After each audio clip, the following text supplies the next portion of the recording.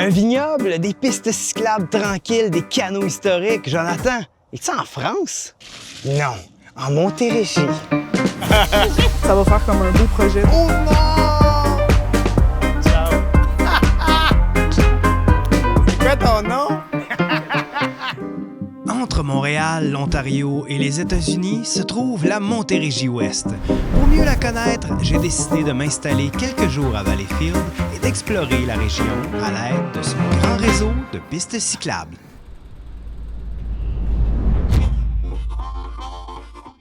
À une autre époque, la ville de Salaberry de Valleyfield était beaucoup plus industrielle et particulièrement associée à la fabrication du textile. C'est ce qu'on apprend en visitant le museau. Jonathan. Bonjour, bonjour. Yannock. Enchanté, enchanté. Ça va? Ça fait plaisir de vous accueillir. Ouais, merci beaucoup.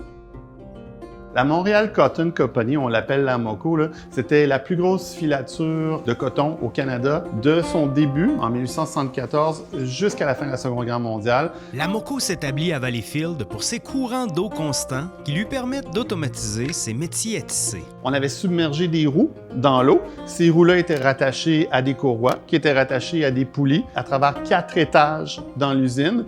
Avec ses 3600 employés, soit la moitié des travailleurs de la région, c'était aussi le plus gros site industriel de la province. 1,5 fois la taille du stade olympique, on se déplaçait en vélo.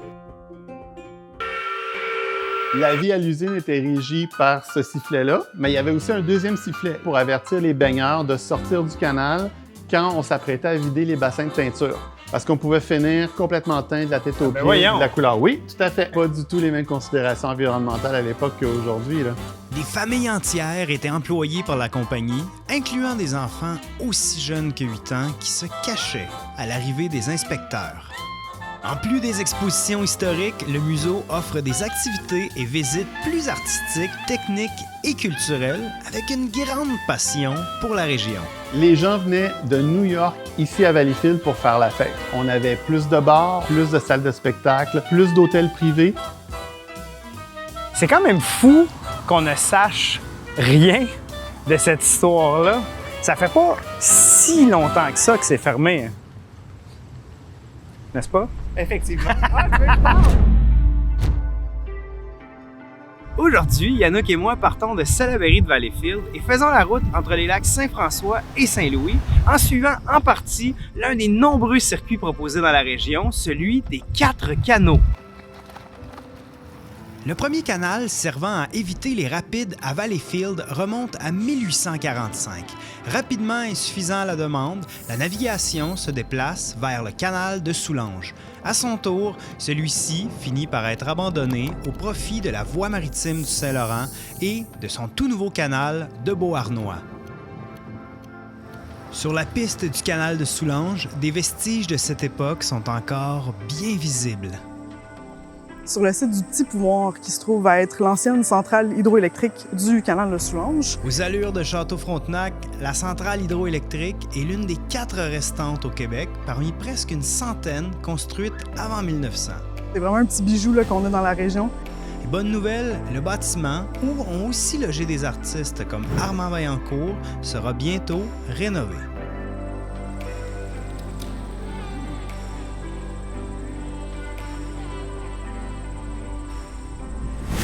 Très belle rencontre avec Mylène et elle, comme tout le monde, depuis qu'on est arrivé dans la région, nous suggère d'aller à la boulangerie Deux Grains au Moulin, qui est au village des Cèdres. Et comme on n'a pas déjeuné encore, ben on va prendre son conseil. Après le café, le vin, parce qu'on avait rendez-vous avec Benoît au Bourg des Cèdres. Enchanté Benoît, Yannock.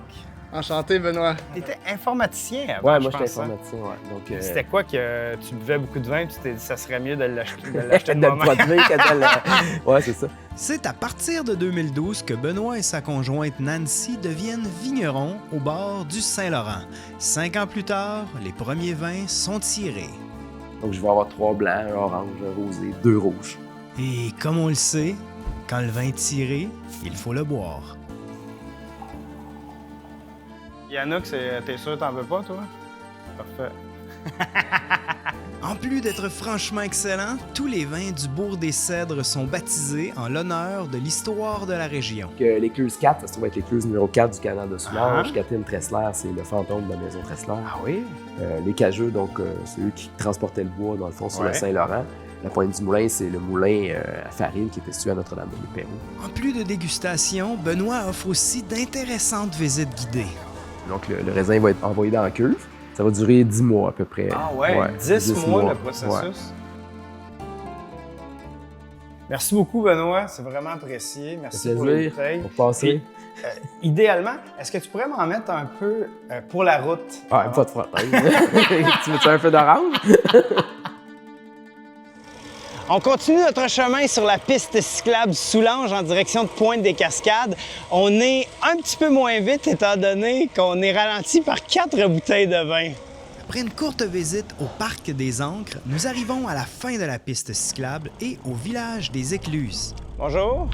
Le village des Écluses est un site de 10 hectares à Pointe-des-Cascades entre le lac Saint-Louis et le fleuve Saint-Laurent. Ça fait longtemps que c'est un lieu industriel qui a servi à la construction du canal de Soulanges. Ça a servi de camping à l'Expo 67. Il y a eu des pièces de théâtre. Le bâtiment juste à côté, tu mangeais, puis là, tu buvais un petit verre, puis après là, tu t'en allais au théâtre et regardais une bonne pièce de théâtre.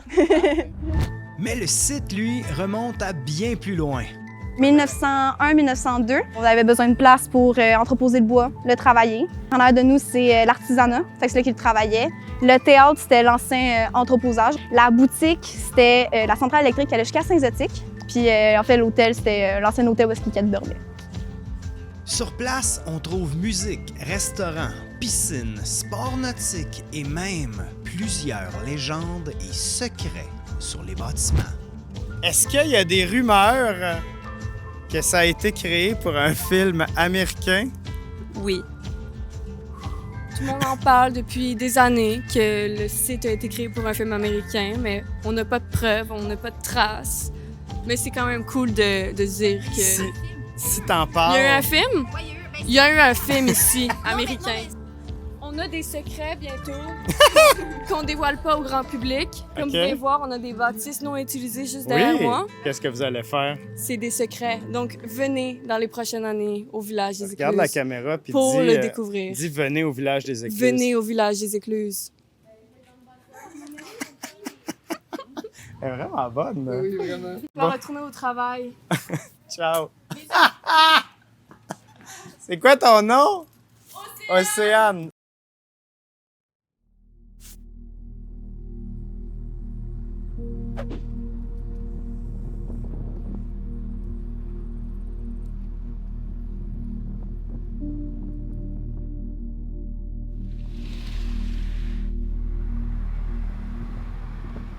Pour cette seconde journée cycliste, on va découvrir la piste cyclable sur le parc régional de Beauharnois-Salaberry.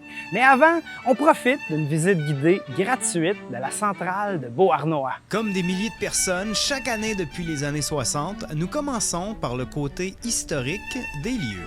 Même si on est à seulement 2 pas de Montréal, la centrale de Beauharnois est quand même la 5e en importance au Québec.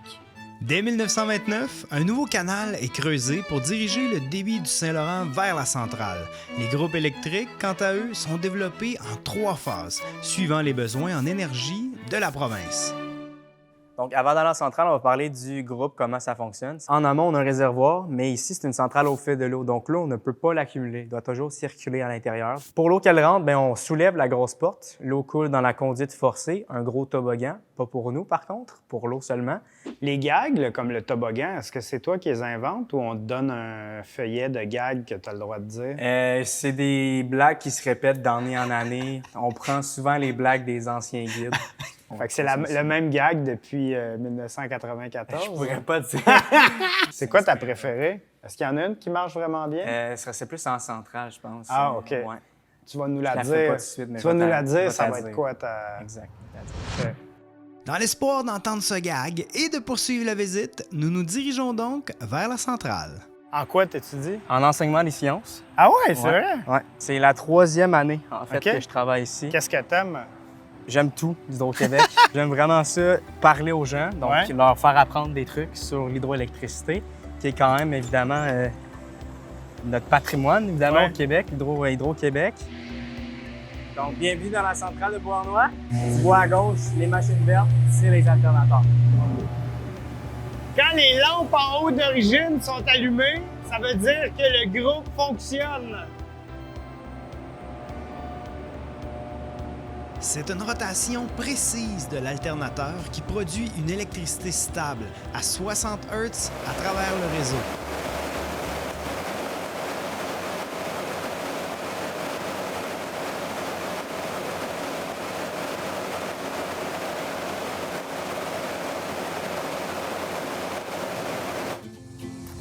À l'intérieur, il y avait trop de bruit, fait que Médéric n'a pas pu nous compter son gag qui est en avant des portes des grosses turbines. Fait qu'en fait, quand le monde rentre dans le groupe, quand tout le monde sort, puis là, je dis à tout le monde, puis on n'est pas trop décoiffé, ça va, le manège s'est bien déroulé. Et c'est drôle, surtout les madames qui ont les cheveux longs ou les gens qui n'ont pas de cheveux aussi. Fait que c'est quand même un bon gag à faire avec les gens. Mais t'étais très bon. Écoute, je fais de mon mieux, mais merci du compliment.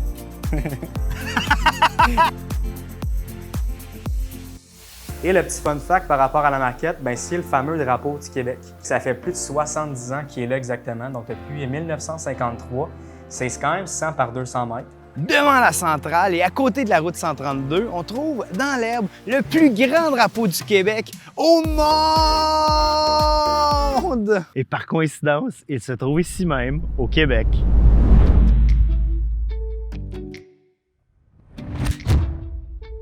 Le parc régional de Beauharnois-Salaberry longe les deux côtés du canal de Beauharnois et compte pas moins de 72 km de piste.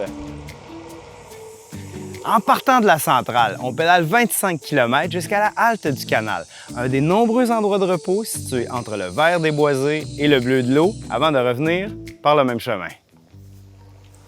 Ces haltes hébergent également un paquet de panneaux d'interprétation historique et naturelle développés par la MRC de Beauharnois-Salaberry et qui permettent d'en apprendre plus sur la région. Spécifiquement, la halte du canal nous explique en plusieurs tableaux l'impressionnante histoire du creusage de cette section de la voie maritime du Saint-Laurent. C'est quand même fou la largeur du canal, hein? C'est pas une rivière, ça a été creusé artificiellement. Et c'est tellement plus large que les autres canaux.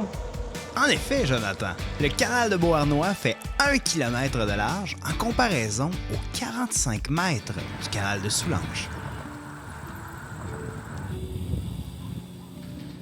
Mais il marche pour vrai?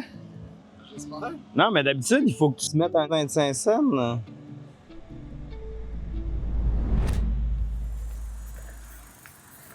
Bonjour. Nous, dans le fond, on travaille pour la MRC de Beauharnois-Salaberry, puis on s'assure de la sécurité dans les parcs, puis du bon déroulement de toute activité. Là.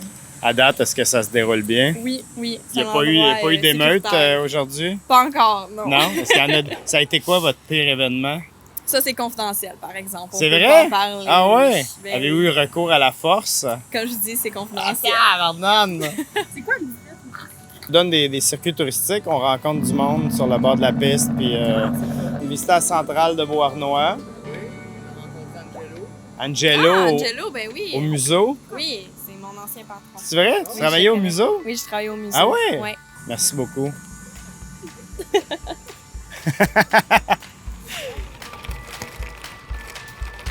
Nous voilà au bout de la piste avec le lac Saint-François derrière moi. Honnêtement, je ne m'attendais pas à apprécier à ce point la région de la Montérégie-Ouest, ni à en apprendre autant. Pour la belle saison, c'est à votre tour de vous laisser charmer par une visite en Montérégie-Ouest. Que vous soyez de Montréal ou New York, on vous attend à Salaberry de Valleyfield. On vous attend en Montérégie-Ouest. Venez le voir en Montérégie-Ouest. On vous attend en Montérégie-Ouest. C'est